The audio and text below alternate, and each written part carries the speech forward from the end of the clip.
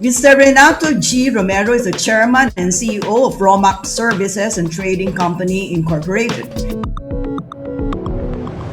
He founded the company in September 1980 and grew it successfully by applying the knowledge and experience he acquired while working for his father in their family business.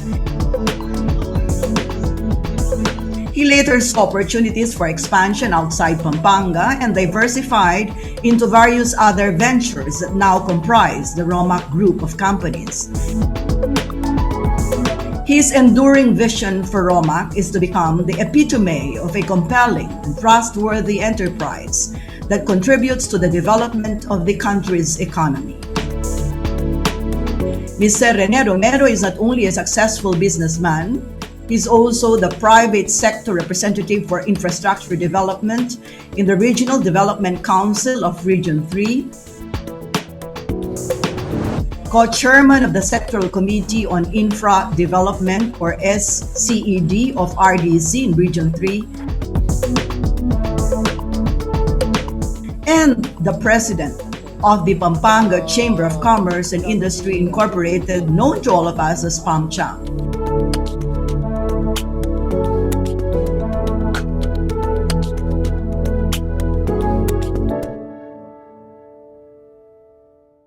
Welcome to the program, sir.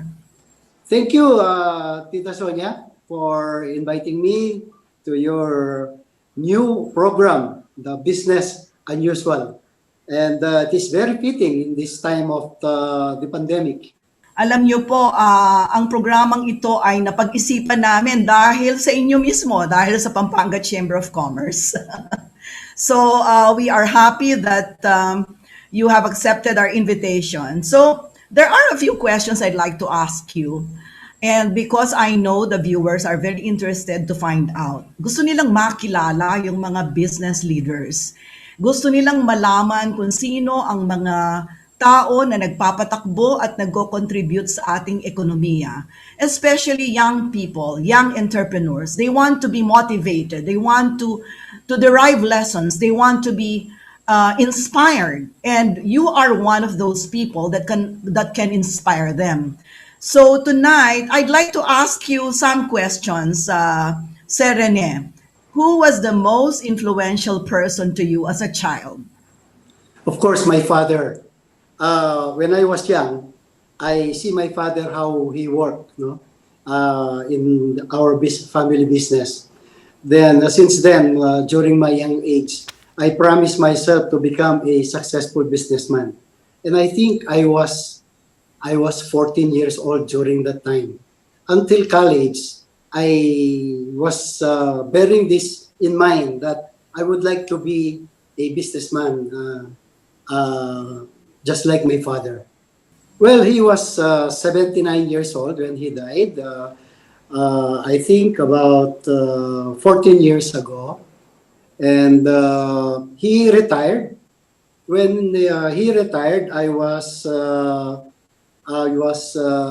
putting my I was struggling in my business. I put up the ROMAC Services and Trading Company during that time. But he was not able to see some other accomplishments that I made as a businessman. Mm-hmm. Do you recall any interesting stories related to you by any of your elder relatives or your father, for that matter, that you have never forgotten and you think are worth telling our audience, Sir Rene? Yeah, I think when I was working with my father was a contractor in the at Clark Air Base. It was the 13th Air Force Command Center during that time. No? Alam naman natin yung Clark, sa may Amerikano noon yan eh. So, I was in the office and my father is being assisted by his older brother. His name is Tatang Pilok. And whenever I will argue with my father, because I was working with him, father and son. I can imagine. almost every other day, we have an argument with my father. So, always the one who mediates between my father and me is my uncle Tatang Pilok. You know, I used to argue a lot with my own father too. Para father and daughter, mother and daughter, father and son, di ba? Alam na natin yung mga relasyon ganyan, di ba? Yes. I am sure you have your own arguments with your own children. Let us go back to your youth, okay? Because it's always interesting to go back to recall our, our days as young people, and people are interested to find out how you were as a student. How would you describe yourself as a student, both academically and socially? Nung nag-aaral pa ba kayo, masipag kayong mag-aral, o masipag din kayo sa extracurricular activities? Tell us about your student days, Sir Rene.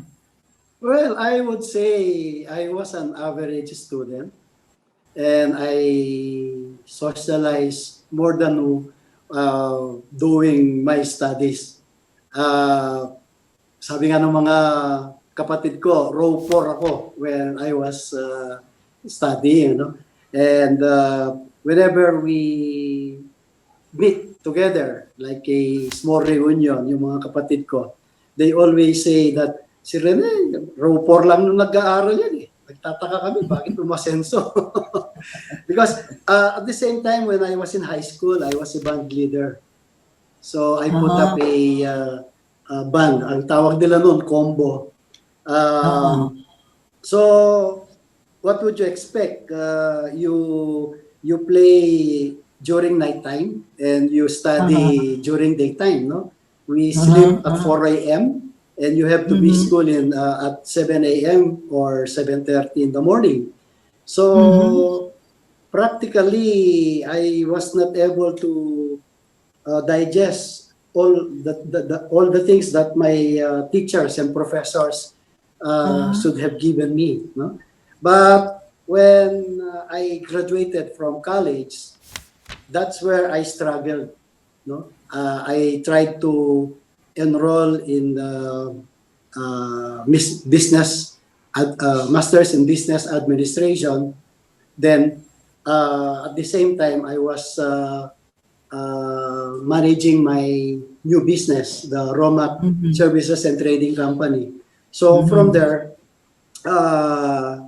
well, siguro my passion, persisted, the grit, the drive in me, yun nga, yung guts, because I trusted my inner voice against my doubts when I was starting the business, until such time I was very comfortable in making decisions and making commitments and direction to my business. Sir Rene, if you could do it all over again, would you take a different academic path, or are you satisfied with the route you have followed? Well, I am happy now. I'm happy now. Yeah. When I was in college, I took up electrical engineering first. Then I met my wife, Agnes.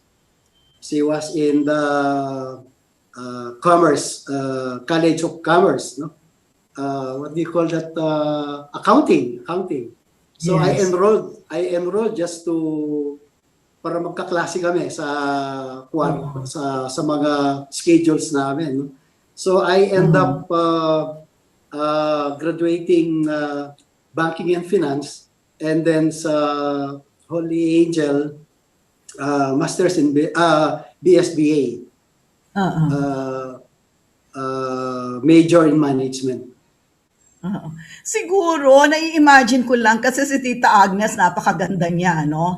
At napakagwapo naman ninyo. Siguro, noong mga estudyante kayo yung kayo ay yung pinakagwapo at saka pinakamaganda sa school. I can just imagine, hindi ba? Para kayong mga heartthrob, para kayong yung mga artista nung araw sa loob ng campus. Di ba? Ang ganda-ganda kasi ni Tita Agnes, tapos ang pogi-pogi naman ninyo. Di ba? Ito rin eh. Well, actually, marami nagsasabing gano'n. Pero at the same time kasi, I was a band leader during that time. Banda kami, no? When you are a member of the band during that time, talagang sikat ka sa daan. Nakikita mo yung mga Yes. kilala mo. para ng Oo. artista, no? But, Oo. yun nga, well, college days, masaya yan eh. What does the word family mean to you?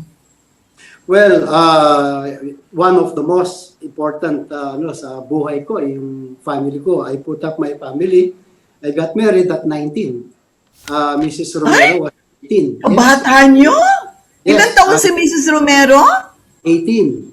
She was 18 at 18. oh, wow, ang bata nyo nag-asawa. First year college, magsa-second year college kami when we got married. No? And, Oh, I didn't know that. This is the first time I learned about it. we were able to prove that getting married at young age may may maganda ring ibubunga, no? We Oo, started may advantage. Mm-mm. we started early. We have 4 kids and we have 15 grandchildren. Oh, wow. Tell us about your children. I have 1 boy and 3 girls, no? And they are all successful in their own way. Tapos yung dalawa nasa abroad, yung dalawa kasama ko dito. The boy, si Richie, was used to be the president of our corporation, but he opted to try his luck outside the family corporation at the moment. But my bunso, who is a girl, is also helping us in the family business. And the 2 other girls are abroad, married with kids. So far, so good. We're happy. And my daughter in Dubai, we put up a salon, skin clinic.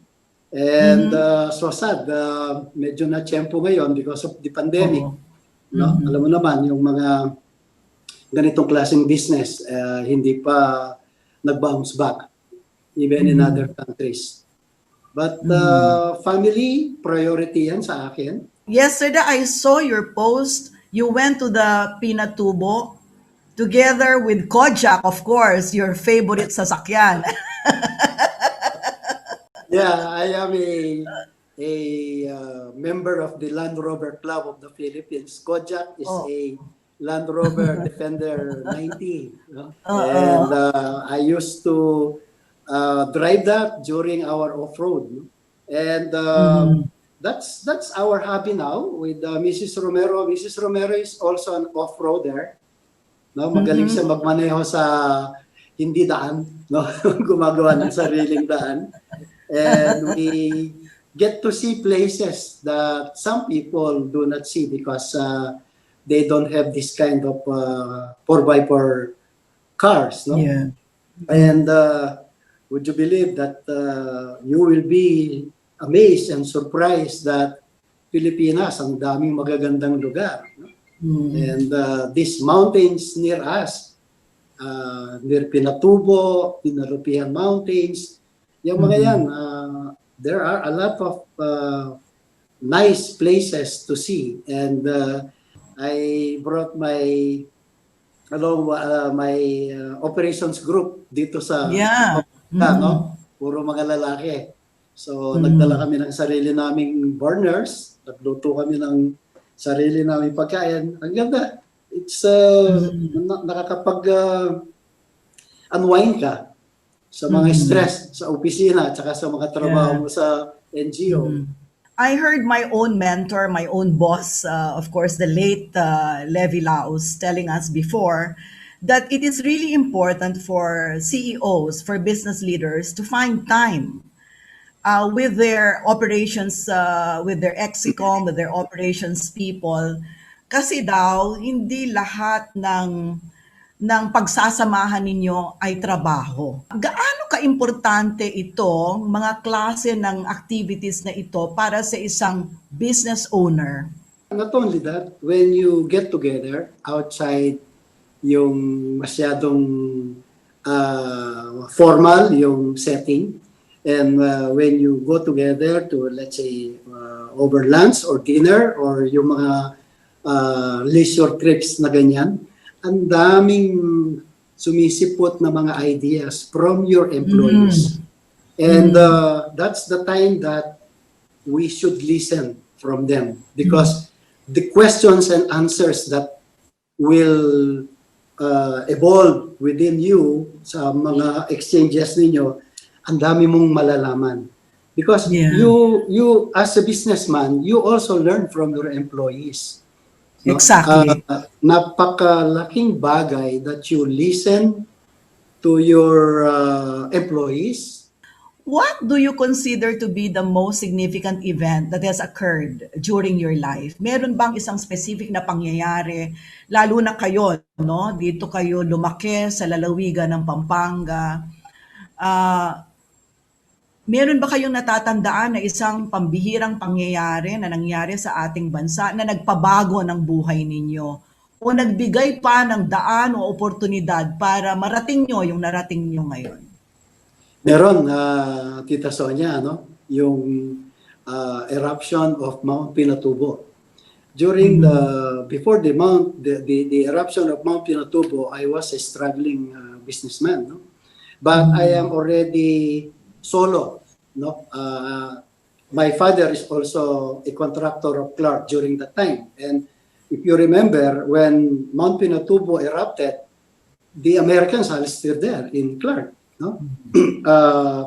That was the time na issue yung abrogation of the Mutual Defense Agreement of the USA and the Philippines. No? I think it was abrogated by the Senate during that time. Yes. When Mount Pinatubo erupted. So talagang struggling ako noon. I was watching the mud flow eating and eroding the banks of the Abacan River at the site of within the vicinity of the Abacan Bridge. Then suddenly a contract officer of the 13th Air Force in Clark approached me. He said, "Hey Rene, pasok ka sa Clark. Meron kaming ibibigay na trabaho sa iyo," sabi nila. Because during that time, people went evacuated from Pampanga, no? So, lang kami nandito. So, finally, after several days, I was able to nakapunta ako sa Clark. Nakita ko yung contracting officer. He gave me a contract na linisin namin lahat ng bahay sa Clark. Yung asphalt. Yes. Yung asphalt. Lahat ng mga kagamitan ng mga Amerikano na iniwan nila sa kanilang mga bahay, pinak namin, nilagay namin sa containerized van. Kasi merong napunta ng iba-ibang military bases around Asia and the USA. So, that gave me a good amount of capital. No? So, doon ako nagkaroon ng pagkakataon na kasi I started ROMAC with 1,500 pesos capital. So, yun, no? With 1,500, tapos pumutok ang Pinatubo. Then, sa Pinatubo, I was the last contractor of the 13th Air Force, yung American base. And my last check, kinuha pa namin yan sa Sinpakap, sa Hawaii. No? And the first big several millions na tinanggap kong cheque in my business. So, yun ang naging capital ko until such time na nakabili na ako ng mga equipments to show my clientele that kasi when I was starting ROMAC, ang forte niya is building maintenance, janitors, no? Drivers. So, I bought modern equipment to show my clientele that we really have the American standard of cleaning. Kasi na-train kami sa Clark.